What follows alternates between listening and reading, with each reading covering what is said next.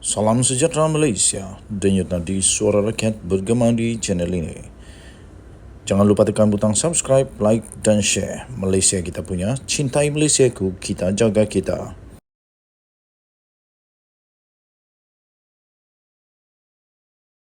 Salam sejahtera Malaysia, denyut nadi suara rakyat bergema di channel ini. Disahkan SPRM telah menahan 2 orang bergelar Datuk untuk siasat kes. Aduh, semakin banyak nampaknya orang-orang besar yang bakar menggelupur. Semakin banyak rasanya orang-orang politik bakal tak dapat tidur. Tapi sebelum itu saya ingin ucapkan bilion terima kasih sarange. Saya ucapkan jutaan terima kasih kepada semua yang sudah tekan butang subscribe, like dan share.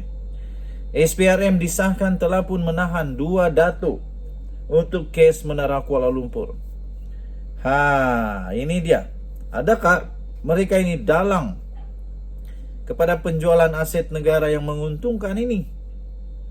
Suruhanjaya Pencegahan Rasuah SPRM telah menahan 2 pengarah kanan syarikat.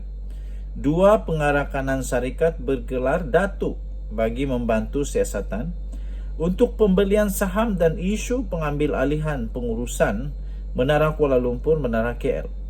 2 pengarah syarikat yang berusia di antara 49 dan 59 tahun itu telah ditahan petang tadi di Ibu Pejabat SPRM, dan berita ini sebenarnya dah berlaku 4 hari yang lalu, iaitu 6 Januari 2023. Tapi kita nak ambil semula sebab kita nak ulas sedikit.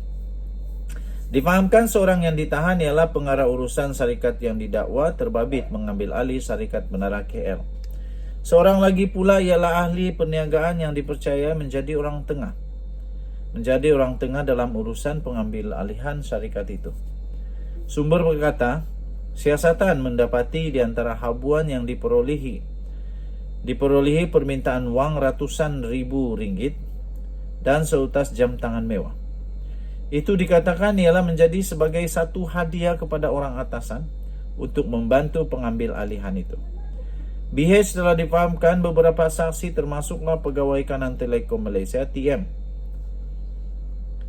Unit Kerjasama Awam Swasta UKAS, Kementerian Komunikasi dan Digital, serta syarikat tertentu sudah pun diambil kenyataan bagi membantu siasatan. Sementara itu, Ketua Pesuruhjaya SPRM pula iaitu Tan Sri Azam Baki telah mengesahkan penangkapan itu dan berkata, kes itu disiasat mengikut Seksyen 16 Akta Suruhanjaya Pencegahan Rasuah Malaysia 2009. Bagaimanapun beliau enggan untuk mengulas lanjut dan menasihati semua pihak agar tidak menimbulkan sebarang spekulasi yang boleh menjejaskan siasatan SPRM. BH sebelum ini melaporkan SPRM sudah pun memulakan siasatan berhubung isu pengambil alihan pengurusan Menara KL yang didedahkan di media sosial. Isu pengambil alihan pengurusan Menara KL tular di media sosial apabila orang ramai mempersoal keputusan TM melalui anak syarikatnya, Menara Kuala Lumpur Sendirian Berhad, memindahkan pemilikan penuh mereka kepada syarikat Hydro Shopee Sendirian Berhad pada Oktober lalu. Itu adalah telah didedahkan melalui satu akaun Twitter yang dikenali sebagai Free MCian.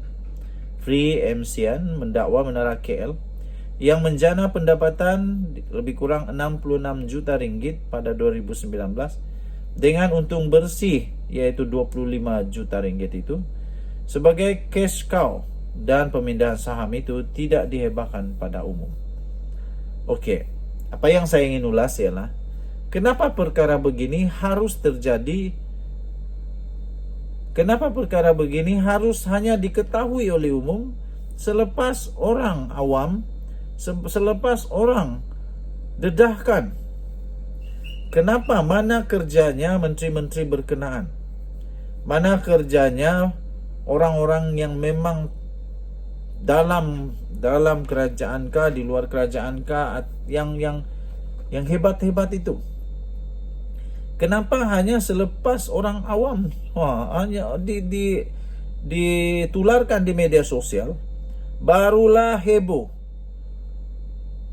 Kenapa orang-orang besar di dalam kerajaan, menteri-menteri tak tahu ke perkara ni. Sehinggalah ditularkan di media sosial, barulah panik. Wow, lepas tu barulah buat ini itu. Yang paling syok lagi, yang paling syok dan syok, yang siok dan syok mengejutkan ialah menteri pada ketika itu pula menafikan bahawa ada sebarang salah laku, salah guna kuasa kah, apa-apa yang bersalah lah dalam proses itu. Dia kata tak ada apa-apa yang salah, semua okey. Last ASPRM mengumumkan memang menahan 2 datuk yang memang ada kes, kerana dia kata di sini orang tengah itu sampai ada habuan ratusan ribu ringgit dan jam tangan mewah. Saya pun tidak tahu bagaimana itu orang-orang yang cakap tiada apa-apa masalah. SPRM siasat ada. Nah, tidakkah itu memalukan? Jadi pada pendapat saya, hentikanlah perkara-perkara begini. Mustahil, saya pun rasa pening kepala. Macam mana menteri tak tahu? Macam mana orang awam tahu? Jadi selama ini menteri buat kerja apa? Menteri dapat gaji berpuluh ribu, dia buat apa? Kalau begitu bagus buat jabatan netizen. Jabatan netizen kerja dia menyalak. Kerja dia untuk jadi watchdog. Bagilah allowance kepada netizen. Kepada netizen yang berjaya menghidu, dia berjaya menghidu, lepas tu dia viralkan di media sosial. Kalau betul-betul ada kes, bagi allowance. Sebab dia ada buat kerja menteri. Kerja orang-orang yang patut patut buat kerja kerana dibayar gaji, tak dapat mampu untuk hidu benda ni, tak dapat mampu untuk buat kerja, bagilah gaji dia kepada netizen yang berjaya hidu ni. Heran jugalah. Heran juga. Nasib baiklah SPRM ni champion. SPRM buat siasatan, selepas itu ketua SPRM sahkan ada tangkapan. Selepas beberapa saksi dipanggil, barulah SPRM melalui ketua Putrajayanya sendiri Tan Sri Azam Baki mengesahkan bahawa memang ada tangkapan itu. Memang ada tangkapan. Jadi menteri yang dulu bersedialah untuk menjawab. Begitu juga dengan pegawai-pegawai yang terlibat.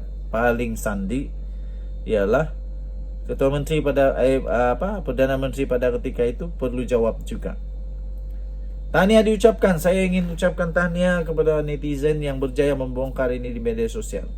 Walaupun ramai orang kata bukan di media sosial tempatnya, habis di mana lagi? Takkanlah diam-diam saja. Ini kalau tidak dibisingkan, tidak diviralkan, siapa yang tahu? Menteri tak tahu. Lanjut Nadi, Suara Rakyat bergema di channel ini. Kita jumpa lagi. Bye-bye.